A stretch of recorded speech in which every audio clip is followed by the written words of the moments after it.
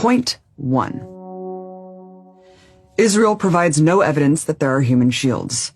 So far, the best they can do is share these photoshopped images. See, the building is red. That means Hamas is there.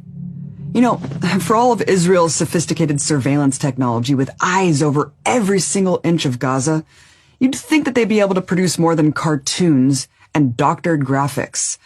In fact, the only proof they have provided so far are fake videos of Hamas rockets in residential areas.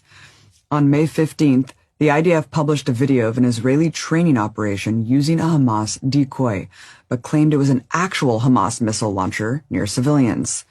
In another lie, Netanyahu's spokesman tweeted a video claiming it was Hamas firing rockets next to an apartment building. Turns out this was a video from 2018 in Syria. So where's the actual evidence? If they cannot provide any, their claims must be investigated and brought to a trial. Even if there was evidence that Israel was hitting legitimate military targets, it still is illegal to kill such an outrageous amount of civilians.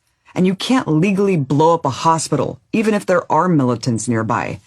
Either way, Israel should not be allowed to be above the law.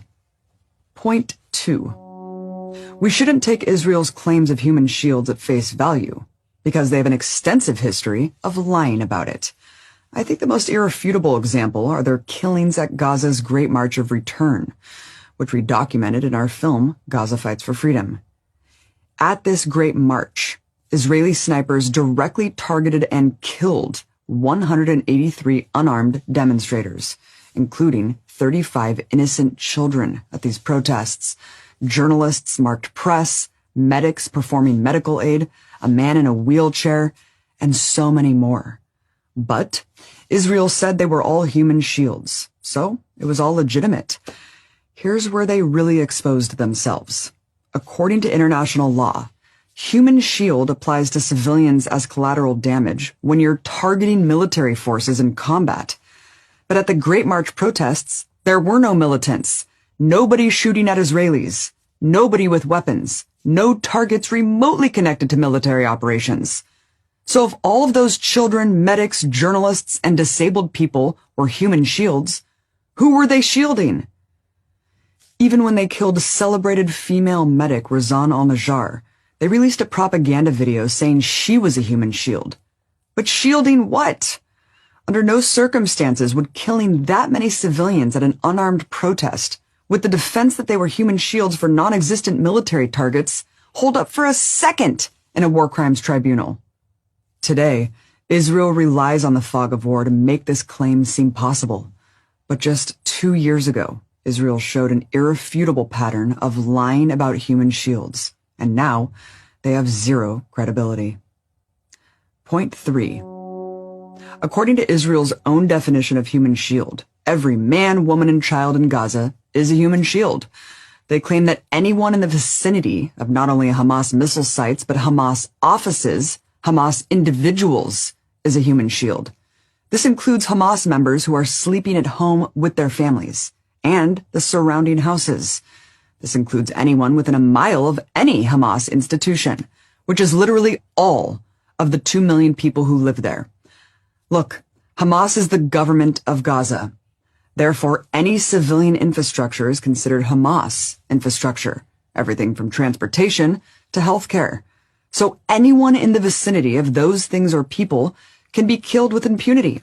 Even Israel's Minister of Defense confirmed that this is indeed their view, stating on May 18th that, quote, no person, area, or neighborhood in Gaza is immune from airstrikes. How is it in any way acceptable that Israel can categorize every human being in Gaza a legitimate target? And if you take Israel's logic far enough, they could kill everyone in Gaza, and it would be justified. Point 4. If you accept Israel's definition of human shield, then you have to accept that Israel is using human shields as well. Armed Israeli soldiers are everywhere among civilian areas. Not only that, but their military bases are nestled in densely populated residential areas.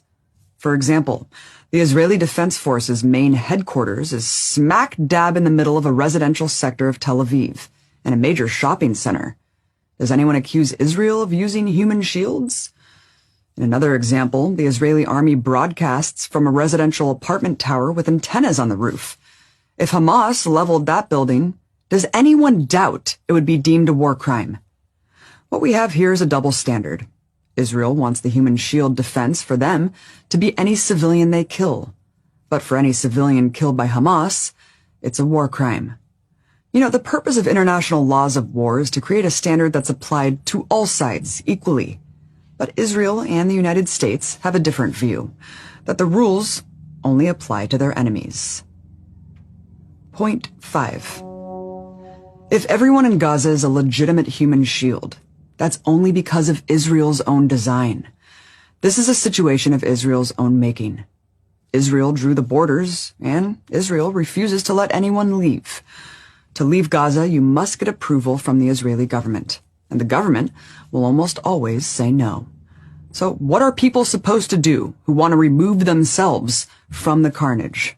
They have literally nowhere to run and nowhere to hide. Israel has made Gaza, in every sense of the term, an open-air prison. They trap 2 million civilians in this tiny strip of land. Then they bomb their neighborhoods and say, well, they shouldn't have been there. The mountain of civilian dead has to be looked at through the perspective of the Israeli blockade and the inability of anyone to escape. Resistance forces in Gaza have nowhere else to go to. Gaza's self-defense capabilities are confined to this heavily populated area. And Israel has intentionally made Gaza unlivable.